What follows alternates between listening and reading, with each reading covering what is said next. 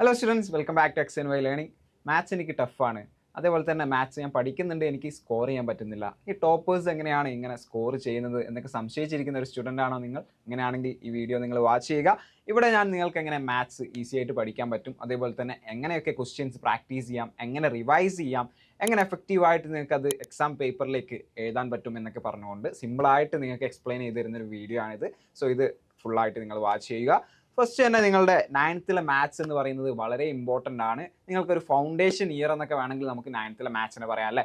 നിങ്ങൾക്ക് 10th വേണ്ട ഫൗണ്ടേഷനും അതേപോലെ തന്നെ ഫ്യൂച്ചറിൽ നിങ്ങൾ കോമ്പറ്റീറ്റീവ് എക്സാംസ് ഒക്കെ എഴുതാൻ പോകുന്ന സ്റ്റുഡൻസ് ആണെങ്കിൽ അവിടേക്ക് ആവശ്യമായിട്ടുള്ള ബേസിക് ആയിട്ടുള്ള കാര്യങ്ങൾ, കുറേ കാര്യങ്ങൾ നമ്മൾ 9th മാത്സിൽ പഠിക്കുന്നുണ്ടെന്ന് മനസ്സിലാക്കുക. സോ 9th മാത്സ് എന്ന് പറയുമ്പോൾ വളരെ ഇമ്പോർട്ടൻ്റ് ആണ്. ഇവിടെ നിങ്ങൾക്ക് ബേസിക്സ് വീക്കായി പോയാൽ അത് എന്തിലേക്ക് ഗുണം ചെയ്യും? നിങ്ങൾക്ക് ലോ മാർക്സ് സ്കോർ ചെയ്യാൻ വേണ്ടിയിട്ട് അതേപോലെ തന്നെ ക്ലാസ് 10th ഒരു സബ്ജക്റ്റ് ഹാർഡ് ആവാനും നിങ്ങൾക്ക് ഇതിന് സാധ്യതയുണ്ട്. സോ നിങ്ങൾ ഇവിടെ കൃത്യമായിട്ട് 9th മാത്സ് ഇമ്പോർട്ടൻ്റ് ആണെന്ന് മനസ്സിലാക്കിക്കൊണ്ട് തന്നെ പഠിക്കാം. എങ്ങനെയാണ് നിങ്ങൾ പഠിക്കേണ്ടത്, എന്തൊക്കെ സ്ട്രാറ്റജി യൂസ് ചെയ്യണമെന്ന് ഞാൻ പറഞ്ഞുതരാം. ഫസ്റ്റ് തന്നെ നിങ്ങൾ എന്ത് ചെയ്യണം? Master the syllabus. ആ സിലബസ് കൃത്യമായിട്ട് നിങ്ങൾ അറിഞ്ഞിരിക്കണം. നമുക്കറിയാം, നിങ്ങളൊരു CBSE സ്റ്റുഡൻ്റ് ആണെങ്കിൽ NCERT നമുക്കൊരു 12 ചാപ്റ്ററോളം വരുന്നുണ്ട്. അതേപോലെ തന്നെ SCERT നിങ്ങൾ നോക്കുകയാണെങ്കിൽ നമുക്കൊരു 15 ചാപ്റ്റേഴ്സ് SCERT വരുന്നുണ്ട്. കൃത്യമായിട്ട് ആ ചാപ്റ്റേഴ്സ് ഏതൊക്കെയാണ്, ഓരോ ചാപ്റ്റേഴ്സിലും നിങ്ങൾ എന്തൊക്കെ പഠിച്ചിട്ടുണ്ട്, ഏതൊക്കെ ചാപ്റ്റേഴ്സ് ഫിനിഷ് ചെയ്തിട്ടുണ്ട് എന്നൊക്കെയുള്ള കാര്യങ്ങൾ കൃത്യമായിട്ട് നിങ്ങൾ നോട്ട് ഡൗൺ ചെയ്ത് വെക്കുക. ഒരു സ്ട്രാറ്റജി ബിൽഡ് ചെയ്തുകൊണ്ട് തന്നെ ഓരോ ചാപ്റ്റേഴ്സ് വെച്ചിട്ട് നിങ്ങൾ എന്ത് ചെയ്യുക, മുന്നോട്ടേക്കുള്ള ഒരു പഠനം കൊണ്ടുപോവുക. സോ ആദ്യം നിങ്ങൾ മനസ്സിലാക്കുക, എന്താണ് സിലബസ് നിങ്ങൾ മാസ്റ്റർ ചെയ്തിരിക്കണം. അതേപോലെ തന്നെ CBSE സ്റ്റുഡൻസിൻ്റെ കേസിൽ NCERT ഈസ് ദി കിങ് അല്ലേ. NCERT എന്നാണ് നിങ്ങൾക്ക് ഒരു 90% of questions direct NCERT base ചെയ്തുകൊണ്ടായിരിക്കും നിങ്ങൾക്ക് എക്സാമിന് ഉണ്ടാവുക. സോ NCERT കൃത്യമായിട്ട് നിങ്ങൾ അറിഞ്ഞിരിക്കണം. ഇവിടെ എന്ത് ചെയ്യുക, read theory line by line. അപ്പോൾ NCERT ഓരോ തിയറിയും ലൈൻ ബൈ ലൈൻ ആയിട്ട് നിങ്ങൾ റീഡ് ചെയ്യുക. സോൾവ്ഡ് എക്സാമ്പിൾസ് ഒക്കെ കൃത്യമായിട്ട് നിങ്ങൾ ചെയ്യുക. അതേപോലെ തന്നെ അതിൽ നിങ്ങൾക്ക് എക്സസൈസ് പ്രോബ്ലംസ് ഉണ്ടാവും, അത് നിങ്ങൾ സോൾവ് ചെയ്യുക. ആൻഡ് ഡു മിസ്സലേനിയസ് പ്രോബ്ലംസ് ചെയ്യുക. പിന്നെ എന്ത് ചെയ്യുക, നിങ്ങൾക്ക് 1 മാർക്ക് ക്വസ്റ്റ്യൻസ് ഒക്കെ നിങ്ങൾക്ക് പേപ്പറിൽ ഉണ്ടാവും. അപ്പോൾ അതൊന്നും മിസ്സാക്കാതെ നേടാൻ വേണ്ടിയിട്ട് ശ്രമിക്കുക. കാരണം നിങ്ങൾ വിചാരിക്കും 1 മാർക്കിൻ്റെ പ്രോബ്ലം അല്ലേ, ഇനിയിപ്പോൾ അത് കിട്ടിയില്ലെങ്കിലും പോട്ടെ എന്ന് വിചാരിച്ചുകൊണ്ട് നിങ്ങൾ എന്ത് ചെയ്യരുത്, ആ ഒരു 1 മാർക്ക് ക്വസ്റ്റ്യനെ അപ്രോച്ച് ചെയ്യരുത്. ഓരോ മാർക്കും ഇമ്പോർട്ടൻ്റ് ആണ് തന്നെ മനസ്സിലാക്കിക്കൊണ്ട് നിങ്ങൾ പഠിക്കുക. രണ്ടാമതായിട്ട് നിങ്ങൾ അറിഞ്ഞിരിക്കേണ്ടതെന്ന് വെച്ചാൽ കോൺസെപ്റ്റ് ആണ് നിങ്ങൾക്ക് കൃത്യമായിട്ട് പഠിക്കേണ്ടത്. നിങ്ങൾ ബൈ ഹാർട്ട് ചെയ്ത് പഠിക്കല്ല വേണ്ടത്. മാത്സിന് അതല്ല വേണ്ടത്. എന്താ ചെയ്യേണ്ടത്? കോൺസെപ്റ്റ് ക്ലാരിറ്റിയാണ് അവിടെ ഉണ്ടാവേണ്ടത്. കോൺസെപ്റ്റ് കൃത്യമായിട്ട് നിങ്ങൾക്ക് അറിഞ്ഞിരിക്കണം. നിങ്ങൾ ഫോർ എക്സാമ്പിൾ ആയിട്ട് ഞാൻ പറയുകയാണെങ്കിൽ ഇപ്പോൾ NCERT നമ്മൾ കോൺഗ്രുവൻസി ഓഫ് ട്രയാങ്കിൾസ് പഠിക്കുന്നുണ്ട് അല്ലേ. സോ അതിൽ നിങ്ങൾ ഇപ്പോൾ കോൺഗ്രുവൻസിനൊക്കെ ബന്ധപ്പെട്ട് ഡയറക്റ്റ് ഒരു ക്വസ്റ്റ്യൻ ഒക്കെ തന്നാൽ നിങ്ങൾക്ക് ചെയ്യാൻ പറ്റുമായിരിക്കും. പക്ഷേ കോൺഗ്രുവൻസിൻ്റെ ഒക്കെ കുറച്ചൊരു അപ്ലിക്കേഷൻ ലെവൽ ക്വസ്റ്റ്യൻ വന്നാൽ ചിലപ്പോൾ നിങ്ങളൊന്ന് കുഴയും അല്ലേ. കുറച്ചൊരു ഫിഗറൊക്കെ തന്നിട്ട് ഒരു ട്രയാങ്കിളിൽ കുറേ ലൈൻസ് ഒക്കെ വരച്ചുകൊണ്ട് അതിൽ കോൺഗ്രുവൻസി ഒക്കെ പറഞ്ഞാൽ ചിലപ്പോൾ ഒന്ന് കുഴയും. അവിടെ നിങ്ങൾ എന്തറിയണം, നിങ്ങൾക്ക് കൃത്യമായിട്ട് കോൺസെപ്റ്റ് അറിയില്ല എന്നുണ്ടെങ്കിൽ നിങ്ങളവിടെ കുഴഞ്ഞു പോകും. സോ നിങ്ങൾ കൃത്യമായിട്ട് ഓരോ കോൺഗ്രുവൻസി റൂൾസും പഠിക്കുക. അതിൻ്റെ പ്രൂഫ് എന്തൊക്കെയാണെന്നൊക്കെ ഉള്ള അണ്ടർസ്റ്റാൻഡ് ചെയ്തുകൊണ്ട് പഠിക്കുക. മനസ്സിലാക്കിക്കൊണ്ട് നിങ്ങൾ പഠിക്കുകയാണെങ്കിൽ നിങ്ങൾക്ക് അപ്ലിക്കേഷൻ ക്വസ്റ്റ്യൻസ് വരികയാണെങ്കിൽ ഈസി ആയിട്ട് അത് ക്രാക്ക് ചെയ്യാൻ പറ്റും.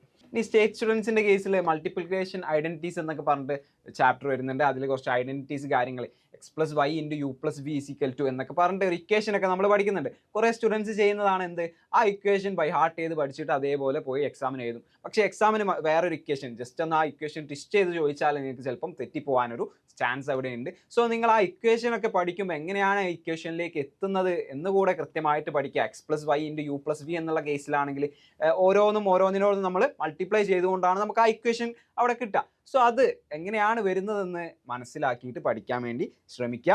അതേപോലെ തന്നെ ഗോൾഡൻ റൂൾ പറയുന്നുണ്ട്. ഓരോ ടോപ്പിക്ക് നിങ്ങൾ പഠിച്ചു കഴിഞ്ഞ ശേഷവും നിങ്ങൾ ആ പുസ്തകം അടച്ചു വെച്ചിട്ട് നിങ്ങൾ എന്ത് ചെയ്യുക, ആ ഒരു പഠിച്ച കോൺസെപ്റ്റ് നിങ്ങൾ തന്നെ ഒന്ന് എക്സ്പ്ലെയിൻ ചെയ്യുക, സ്വന്തമായിട്ട് എക്സ്പ്ലെയിൻ ചെയ്ത് നോക്കുക. അങ്ങനെ നിങ്ങൾക്ക് എക്സ്പ്ലെയിൻ ചെയ്യാൻ പറ്റുന്നുണ്ടെന്നുണ്ടെങ്കിൽ നിങ്ങൾ എന്ത് ചെയ്യുക, മൂവ് ഫോർവേഡ് ചെയ്യുക. അല്ലാന്നുണ്ടെങ്കിൽ നിങ്ങൾ എന്ത് ചെയ്യുക, ആ ഒരു കോൺസെപ്റ്റ് ഒന്നും കൂടി റിവൈസ് ചെയ്ത് പഠിക്കുക. ഓക്കെ, അങ്ങനെ നിങ്ങൾക്ക് എക്സ്പ്ലെയിൻ ചെയ്യാൻ പറ്റുന്ന അതുവരെ നിങ്ങൾ ആ ഒരു കോൺസെപ്റ്റ് അവിടെ കൃത്യമായിട്ട് റിപ്പീറ്റ് ചെയ്തുകൊണ്ട് പഠിക്കാം. അടുത്തതായിട്ട് നിങ്ങൾ എന്താ ചെയ്യേണ്ടതെന്ന് വെച്ചാൽ ഡെയിലി പ്രാക്ടീസ് ചെയ്യുക. യെസ്, ഏറ്റവും ഇമ്പോർട്ടൻ്റ് ആയിട്ട് നിങ്ങൾ ചെയ്യേണ്ടതാണ്.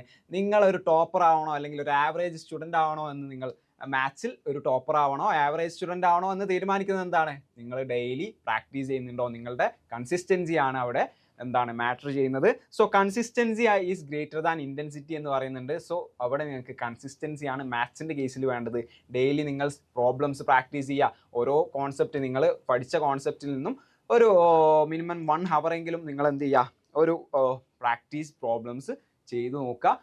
മിനിമം നിങ്ങളോട് ഞാൻ പറയുന്നത് എന്താ, ഒരു 4-5 മണിക്കൂർ ഡയറക്റ്റ് പഠിക്കണം എന്നല്ല പറയുന്നത്.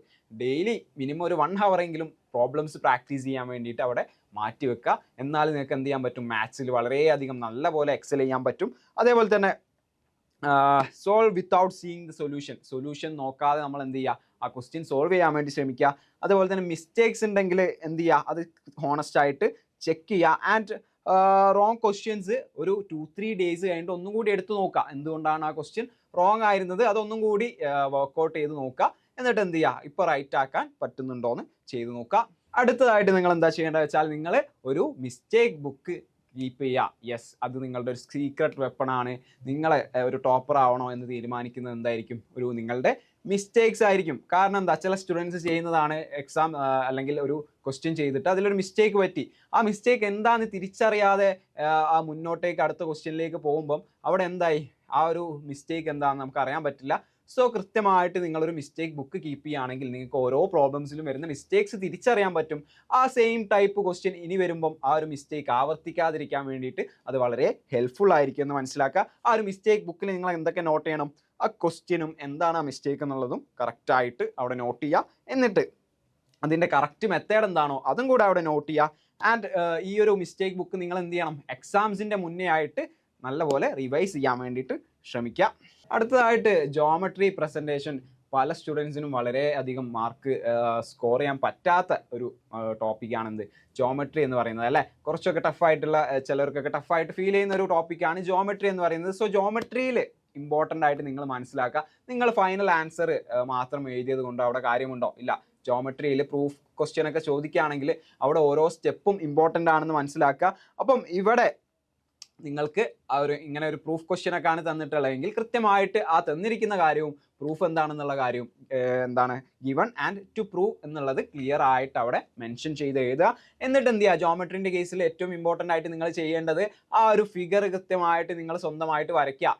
ഓക്കെ, നമ്മൾ മൈൻഡിൽ കണ്ടുകൊണ്ട് മാത്രം നമുക്ക് ആ ഒരു ആൻസറിലേക്ക് എത്താൻ പറ്റില്ല. ഫിഗർ വരച്ചുകൊണ്ട് അതിലോരോ മെഷർമെൻറ്റ്സും മാർക്ക് ചെയ്തുകൊണ്ട് മാത്രമേ നമുക്ക് ആ ഒരു ആൻസറിലേക്ക് എത്താൻ വേണ്ടി പറ്റുള്ളൂ. അപ്പോൾ ഒരു നീറ്റ് ഡയഗ്രാം അവിടെ വരയ്ക്കുക. എന്നിട്ട് ഈച്ച് സ്റ്റേറ്റ്മെൻറ്റ് ഓരോ ലൈനിലായിട്ട് എഴുതാം. നിങ്ങൾ ആ ഒരു ആൻസറിൽ എഴുതുന്ന എല്ലാ സ്റ്റേറ്റ്മെൻറ്റ്സും നീറ്റായിട്ട് ഓരോ ലൈനിലാക്കിയിട്ട് എഴുതാൻ വേണ്ടി ട്രൈ ചെയ്യുക.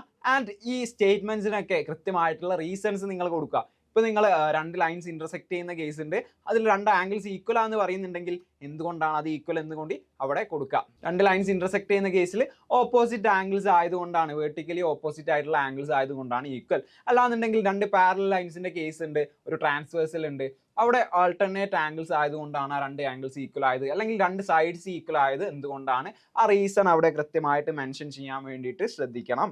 യെസ്, അടുത്തതായിട്ട് ഞാൻ പറയാൻ പോകുന്നത് നിങ്ങളുടെ എന്താണ് പരീക്ഷയ്ക്ക് എക്സാം ഹാളിൽ ഇരിക്കുമ്പോൾ നിങ്ങൾ ശ്രദ്ധിക്കേണ്ട കാര്യങ്ങളാണ്. ആ ക്വസ്റ്റ്യൻ പേപ്പർ നിങ്ങൾ കിട്ടിക്കഴിഞ്ഞാൽ നിങ്ങൾ എന്ത് ചെയ്യണം, ആദ്യത്തെ ഒരു 5 മിനിറ്റ് എന്തിനു വേണ്ടി യൂസ് ചെയ്യണം, നിങ്ങൾ ആ ക്വസ്റ്റ്യൻ മുഴുവനായിട്ടൊന്ന് വായിച്ചു നോക്കാൻ. അതായത് ഓരോ ക്വസ്റ്റ്യനും ഇരുന്ന് ഡീറ്റെയിൽ ആയിട്ട് വായിക്കണം എന്നല്ല ഞാൻ പറയുന്നത്, ഓരോ ക്വസ്റ്റ്യനും ജസ്റ്റ് ഒന്ന് ഓടിച്ച് വായിച്ചു നോക്കുക. ആ ഒരു 5 മിനിറ്റ് അതിന് വേണ്ടി നിങ്ങൾ യൂസ് ചെയ്താലുള്ള ഗുണം എന്താണെന്ന് വെച്ചാൽ, നിങ്ങൾക്ക് ഓരോ ക്വസ്റ്റ്യനും ഈസി ആയിട്ടുള്ള ക്വസ്റ്റ്യൻ ഏതാ, മീഡിയം ലെവലിലുള്ള ക്വസ്റ്റ്യൻ ഏതാ, ഹാർഡ് ആയിട്ടുള്ള ക്വസ്റ്റ്യൻ ഏതാണെന്ന് നിങ്ങൾക്ക് അവിടെ ഡിഫറൻഷിയേറ്റ് ചെയ്യാൻ വേണ്ടിയിട്ട് നിങ്ങൾക്ക് അവിടെ പറ്റുന്നതാണ്. സോ അങ്ങനെ ചെയ്യുന്നതിലൂടെ നിങ്ങൾക്ക് ആദ്യം ഈസി ആയിട്ട് നിങ്ങൾക്ക് അറിയുന്ന പ്രോബ്ലംസ് ആദ്യം തന്നെ അവിടെ എഴുതി വെച്ചിട്ട് ബാക്കി നിങ്ങൾക്ക് സേവ് ചെയ്യാൻ പറ്റുന്ന സമയം ബാക്കി ടഫായിട്ടുള്ള ക്വസ്റ്റ്യന് വേണ്ടി മാറ്റി വെക്കാൻ വേണ്ടിയിട്ട് അങ്ങനെ നിങ്ങൾക്ക് ചെയ്യാൻ പറ്റും. യെസ്, സോ ആദ്യത്തെ ഒരു 5 മിനിറ്റ് നിങ്ങൾ ക്വസ്റ്റ്യൻ പേപ്പർ കൃത്യമായിട്ട് വായിക്കാൻ വേണ്ടി യൂസ് ചെയ്യുക. ആൻഡ് ഇവിടെയുള്ള ഒരു 1-4-7 റൂൾ നിങ്ങൾ ഫോളോ ചെയ്യുകയാണെങ്കിൽ ആ ഒരു മാർക്കിംഗ് നിങ്ങൾക്ക് മാർക്ക് ചെയ്യാൻ വേണ്ടിയിട്ട് ക്വസ്റ്റ്യൻസ് നല്ല അടിപൊളിയായിട്ട് സ്കോർ ചെയ്യാൻ വേണ്ടിയിട്ട് പറ്റുന്നതായിരിക്കും. 1 മിനിറ്റ് ഒരു മാർക്കിന് വേണ്ടിയിട്ട്, 1 മാർക്ക് ക്വസ്റ്റ്യൻസിന് വേണ്ടിയിട്ട് 1 മിനിറ്റ് യൂസ് ചെയ്യാൻ ശ്രമിക്കുക. അതേപോലെ തന്നെ 2 മാർക്ക് ക്വസ്റ്റ്യൻസിന് വേണ്ടിയിട്ട് ഒരു 4 മിനിറ്റ് വരെ നിങ്ങൾക്ക് എടുക്കാം. അതേപോലെ ഒരു 4 മാർക്ക് 5 മാർക്ക് ക്വസ്റ്റ്യൻസ് ഒക്കെ ആണെങ്കിൽ ഒരു 7 to 10 മിനിറ്റ്സ് വരെ നിങ്ങൾ മാക്സിമം ആ ഒരു ടൈമിനുള്ളിൽ ചെയ്ത് തീർക്കാൻ വേണ്ടി ശ്രമിക്കുക. ആൻഡ് ഒരു ഒറ്റ ക്വസ്റ്റ്യനിലും നിങ്ങൾ എന്ത് ചെയ്യരുത്, ഒരു 10 മിനിറ്റിന് മുകളിൽ ഒന്നും സ്പെൻഡ് ചെയ്യരുത്. സോ ടൈം മാനേജ്മെൻറ്റ് വളരെ ഇമ്പോർട്ടൻ്റ് ആണ് എക്സാംസിലേക്ക് വരുമ്പോൾ. അവസാനമായിട്ട് നിങ്ങൾക്ക് ഏറ്റവും നല്ല പോലെ വേണ്ടത് എന്താണ്? കോൺഫിഡൻസ് ആണ്. മാത്സ് ടഫ് ആണെന്നുള്ളൊരു മൈൻഡ് സെറ്റ് നിങ്ങൾക്ക് ഉണ്ടാവരുത്. മാത്സ് എനിക്ക് നല്ലപോലെ പഠിക്കാൻ പറ്റും, ഞാൻ കോൺഫിഡൻ്റ് ആണ്. മാത്സ് എനിക്ക് ടഫ് ആയതുകൊണ്ടല്ല എനിക്ക് ആൻസർ കിട്ടാത്തത്, ഞാൻ കൂടുതൽ പ്രാക്ടീസ് ചെയ്യാത്തത് കൊണ്ടാണ് എനിക്ക് ആൻസർ എത്താൻ പറ്റാത്തത് എന്നൊക്കെയുള്ള ഒരു പോസിറ്റീവ് മൈൻഡ് സെറ്റ് നിങ്ങൾ ഉണ്ടാക്കിയെടുക്കുക. അങ്ങനെ പോസിറ്റീവായിട്ട് കോൺഫിഡൻ്റ് ആയിട്ട് ചിന്തിക്കുന്നതിലൂടെ മാത്രമേ മാത്സ് നിങ്ങൾക്ക് എക്സൽ ചെയ്യാൻ വേണ്ടിയിട്ട് പറ്റുള്ളൂ. സോ മാത്സ് എന്താ ചെയ്യുന്നത്? Rewards effort, it doesn't reward luck. അപ്പോൾ മാത്സ് നമുക്ക് ഭാഗ്യം കൊണ്ടൊന്നല്ല എല്ലാവരും മാത്സിൽ മാർക്ക് വാങ്ങുന്നത് അല്ലേ? എന്തുകൊണ്ടാണ്? നല്ലപോലെ കൃത്യമായിട്ട് കൺസിസ്റ്റൻ്റ് ആയിട്ട് പ്രാക്ടീസ് ചെയ്യുന്നതിലൂടെയാണ് ടോപ്പേഴ്സൊക്കെ മാത്സിൽ നല്ലപോലെ മാർക്ക് സ്കോർ ചെയ്യുന്നത്. ഇവിടെ full mark is not about intelligence, it's about discipline. അപ്പോൾ ഫുൾ മാർക്ക് ഇൻ്റലിജൻസിന് മാത്രമല്ല കിട്ടുക, എന്താണ്? ഡിസിപ്ലിനോടെ കറക്റ്റായിട്ട് കൺസിസ്റ്റൻ്റ് ആയിട്ട് പ്രാക്ടീസ് ചെയ്യുന്നവർക്ക് എന്ത് കിട്ടും? ആ ഒരു ഫുൾ മാർക്ക് അവിടെ കിട്ടുന്നതായിരിക്കും. സോ ഞാനൊന്നും കൂടി പറയുകയാണ്, നല്ലൊരു കൺസിസ്റ്റൻസി കീപ്പ് ചെയ്തുകൊണ്ട് ഡെയിലി നിങ്ങൾ പ്രോബ്ലംസ് പ്രാക്ടീസ് ചെയ്യുകയാണ്, എന്നിട്ട് എക്സാമിന് മുന്നേ ആയിട്ട് നല്ലപോലെ അത് റിവൈസും ചെയ്യുകയാണെങ്കിൽ നിങ്ങൾക്ക് ഒരു ആവറേജ് സ്റ്റുഡൻ്റ് ആണെങ്കിൽ പോലും നിങ്ങൾക്ക് ഫുൾ മാർക്കിലേക്ക് എത്താൻ വേണ്ടി പറ്റുന്നതായിരിക്കും. സോ അത് നല്ലപോലെ നോട്ട് ചെയ്യുക, എന്നിട്ട് എന്ത് ചെയ്യുക? Keep practising. ഈ വീഡിയോ ഇഷ്ടമായിട്ടുണ്ടെങ്കിൽ നിങ്ങൾ എന്ത് ചെയ്യുക? നിങ്ങളുടെ 9th പഠിക്കുന്ന ഫ്രണ്ട്സിനൊക്കെ ഷെയർ ചെയ്ത് കൊടുക്കുക. അതേപോലെ തന്നെ നിങ്ങൾക്ക് ഡിഫിക്കൽട്ട് ആയിട്ടുള്ള ചാപ്റ്റേഴ്സ് ഏതെങ്കിലും ഉണ്ടെങ്കിൽ താഴെ കമൻറ്റ് ചെയ്യുകയാണെങ്കിൽ അതിനെക്കുറിച്ചുള്ള ഡീറ്റെയിൽ വീഡിയോ നമുക്ക് ചെയ്യാവുന്നതാണ്.